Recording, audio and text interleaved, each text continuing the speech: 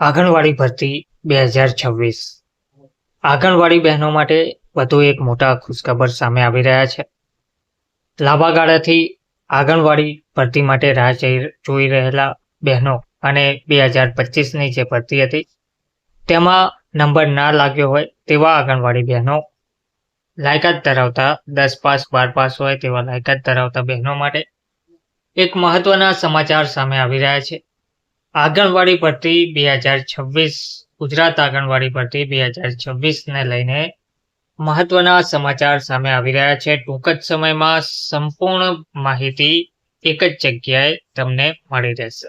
તો જો તમે ચેનલમાં નવા હો તો ચેનલને સબસ્ક્રાઇબ જરૂરથી કરી લેજો અને જો વિડીયો ગમે તો વિડીયોને લાઈક અને આંગણવાડી બહેનો જે લોકો ભરતી માટે રાહ જોઈ રહ્યા છે તેવા બહેનોને જરૂરથી આ વિડીયો શેર કરજો.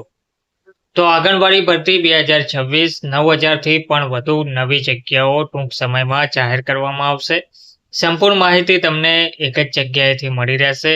તો આ વિડીયોને જરૂરથી ધ્યાનપૂર્વક જુઓ અને ચેનલને સબસ્ક્રાઇબ કરવાનું ભૂલશો નહીં. નમસ્કાર મિત્રો, સ્વાગત છે તમારું અમારી યુટ્યુબ ચેનલમાં. તો આંગણવાડી ભરતી 2026ને લઈને આ એક મહત્વના સમાચાર સામે આવ્યા છે.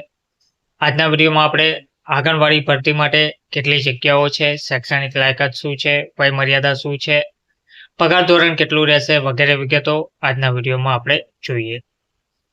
તો આંગણવાડી ભરતી 2026ને લઈને જે અપડેટ આવી રહી છે તેમાં 9,000થી પણ વધુ નવી જગ્યાઓ ટૂંક સમયમાં ભરવામાં આવશે.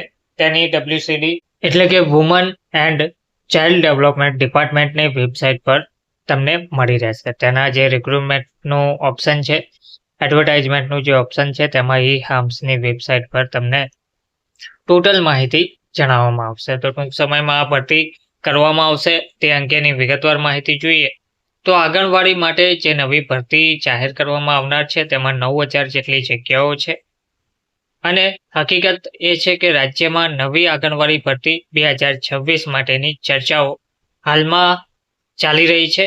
તેમાં લાખો મહિલાઓમાં ફરી આશા જોવા મળી રહી છે.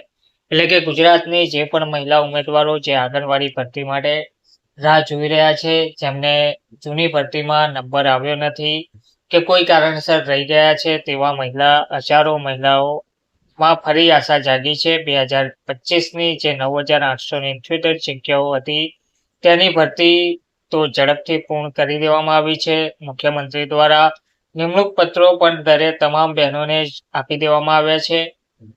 એટલે કે આંગણવાડી ભરતી જે 2025માં જાહેર કરવામાં આવી હતી તે હવે પૂર્ણ થઈ ગઈ છે અને ઘણી બહેનો જે ફોર્મ ભરવાના જૂની ભરતીમાં એટલે કે પહેલા તારીખ પૂરી થઈ ગઈ હતી કે કોઈ અન્ય કારણોસર ચૂકી ગયા હતા તો તેમના માટે આ નવી તક આવી છે. હવે ફરી એકવાર મોટું જાહેરનામું આવવાનું છે અને આ વખતે પણ 9,000થી પણ વધુ જગ્યાઓની તૈયારીઓ ચાલી રહી છે.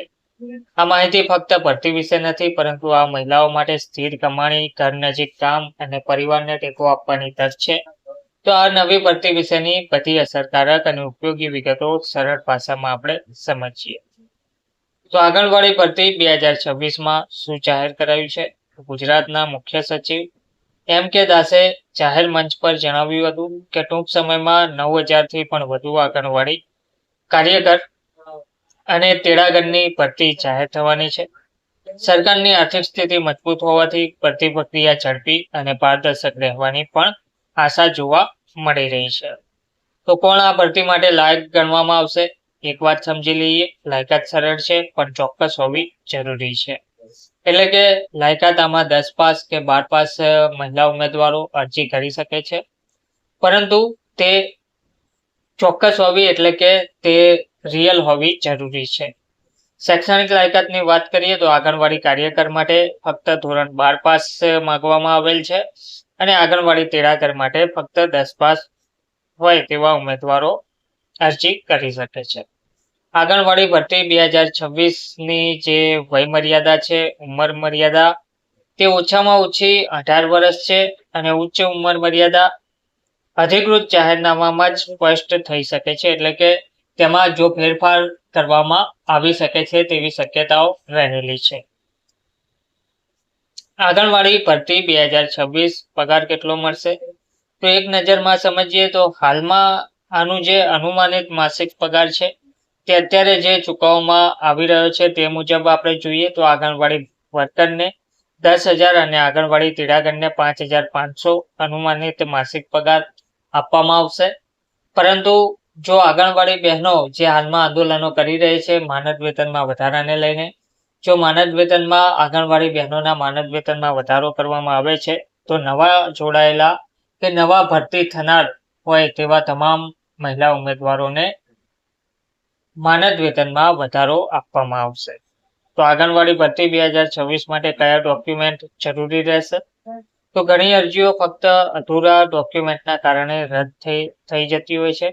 તેથી વિશ્વાસ રાખીને સૌથી પહેલા આ બધું તમારે પહેલા જ તૈયાર રાખવાનું રહેશે. એટલે કે આંગણવાડી ભરતી માટેના જે ડોક્યુમેન્ટ છે તે તમે ભરતીમાં જોડાઓ, અરજી કરો તે પહેલા જ તમે આ ડોક્યુમેન્ટ તૈયાર રાખશો તો તમારા માટે ઘણું સારું રહેશે પાછળથી, કારણ કે ઓફિસોના કે કચેરીઓના ધક્કા ના ખાવા પડે.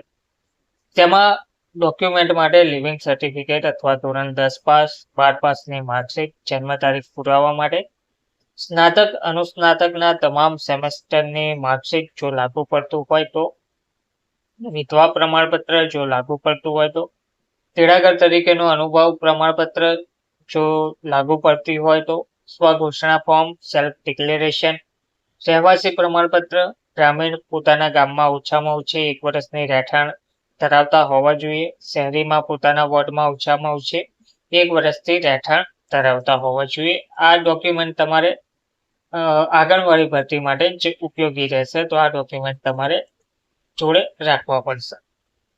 તો કોને અરજીથી અયોગ્ય ગણવામાં આવશે?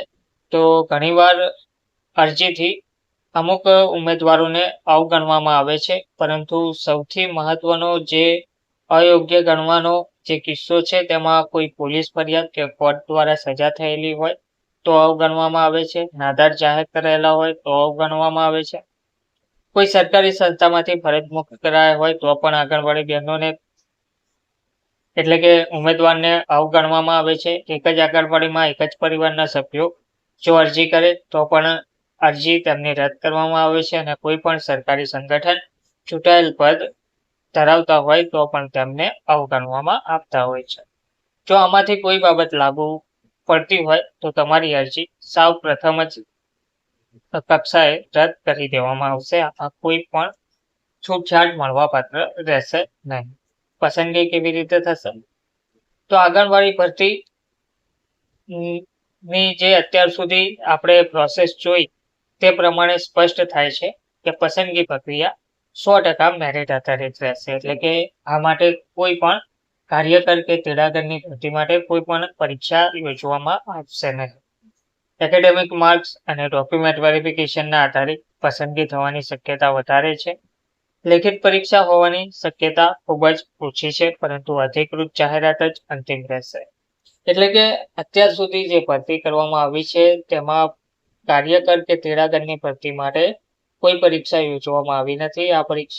આ જે ભરતી માટે જે પસંદગી કરવામાં આવે છે તે ફક્ત મેરિટ આધારિત જ પસંદગી કરવામાં આવતી હોય છે. પરંતુ હવે જો માનદ વેતનમાં વધારો કરવામાં આવે કે સરકારી કર્મચારી તરીકે કાયમી કરવામાં આવે, વર્ગ 3 કે વર્ગ 4 સમક્ષ જો તેમને હાઈકોર્ટનો જે ચુકાદો છે માનદ વેતનમાં વધારા માટેનો કાયમી કરવા બાબતનો, જો તેનો સરકાર અમલ કરે તો પછી ભરતી પ્રક્રિયામાં પણ ફેરફાર થઈ શકે છે અને પરીક્ષા પણ યોજવામાં આવી શકે છે. એટલે કે હાલમાં જે પ્રોસેસ ચાલતી આવી છે તેમાં મેરિટ આધારિત જ ભરતી કરવામાં આવી છે, પરંતુ હવે પછીની પ્રોસેસ અધિકૃત જાહેરાત આવશે તેના પરથી જ જાહેર ગણવામાં આવશે. એટલે કે તે અંતિમ રહેશે. તો આજના વિડીયોમાં આપણે જોયું આંગણવાડી ભરતીને લગતી તમામ માહિતી.